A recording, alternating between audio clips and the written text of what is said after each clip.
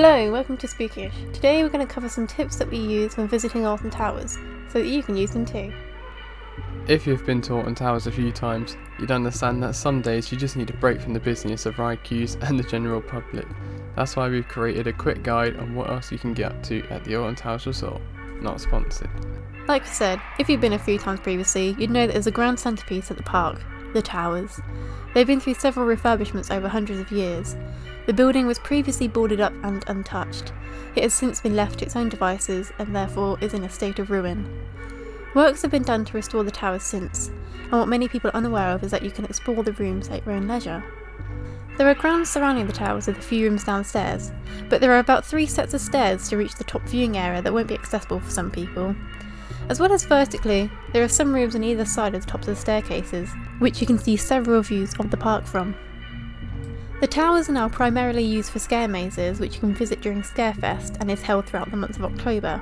It also houses the ride attraction Hex. So our next tip is themed restaurants. Most of the time you can turn up for lunch and queue for these restaurants, or otherwise you'll have to book for dinner. The restaurants you can visit at the resort are the Roller Coaster Restaurant, the Hotel Restaurants, which are the Crooked Spoon, Secret Gardens, Flambeau Jambos and the Windmill Restaurant. If you wish to explore the hotels, you can. There are 5 hotels to have a look at and go around in. These are the CBeebies Hotel, the Alton Towers Hotel, the Stargazing Pods, Enchanted Village and Splash Landings. You might be able to look in the rooms if you ask at the hotel's reception desk. You might have to ask at the Enchanted Village reception to have a look at the Stargazing Pods, but you can always go up to them as they're out in the open. It's basically glamping. You can also explore the Enchanted Village cabins as well as the scenery and tree houses. So next up we have the water park. Alton Towers Water Park can be found at Splash Landings and it's mostly an indoors attraction but does have some outdoor areas as well. There's a lazy river, 3 sets of water slides, children's splash zones with interactive areas and a large hot tub-esque pool. The only thing with this tip is that it requires you to pre-book online and obviously bring swim gear and during towers, as hired ones cost £2.50 each. If you step outside the immediate grounds of the towers, you'll see a lot of greenery. These are the gardens. In 1814, Lord Shrewsbury and his wife moved permanently to Alton Towers. They then worked the farmland, which is now one of Britain's largest formal gardens. There were several gardens, including a Dutch garden and a rock garden, and over 13,000 trees were planted. You can see many sights in the gardens, such as the Pagoda Fountain, which is run by a spring at Ramshorn, as well as garden conservatories that are made from cast iron. The 16th Earl of Shrewsbury completed these gardens, and from this, they started to host summer fetes. People gathered to watch all sorts of entertainment such as fireworks, balloon festivals, and the not-so-pretty torture exhibitions. Another thing that you can do at Alton Towers is visit the dungeons. This is included in this list as there's actually no queue, it's time slot, which you will experience with around 10 to 15 people. The experience will take around 45 minutes, including 5 interactive shows, a small boat ride, and explores areas such as the Torturer, the Highwayman, the Haunting, and more. This may not be a family experience as the recommended age is 10+. The 7th tip is one of our favourites. This is Extraordinary Golf.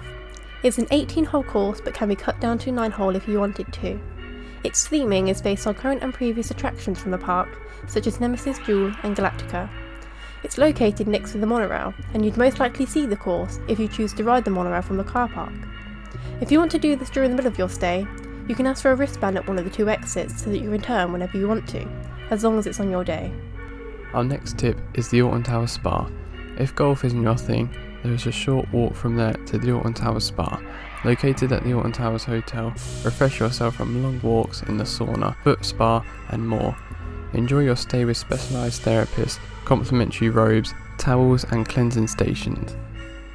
There are several packages for all types of treatments available. You can inquire via an online form or by calling their number, which will be in the description below. There are plenty of events at Alton Towers that stretch over half the year. There's usually food stalls which are themed to all the current events and concert areas. Here's a bit of information of all the events held at Alton Towers. New for 2022 is Festival of Thrills. This runs from 4th of April to the 6th of May. It's a celebration of the Big 7 rides. There's live music and performances dedicated to each area of the park. Next up we have Mardi Gras. This is held from the 21st of May to 19th of June. This is a colourful carnival themed beads, stilt performers, and more. There is also themed food from the deep south and around the world. Next is Oktoberfest. This runs from 10th September to the 2nd of October. This is German themed everything, from food to performances and more. Adults can enjoy German beers, whilst kids can be entertained by the main stage. This is a very chilled out event and it's great to relax after a long day. Next up we have our personal favourite event, which is Scarefest.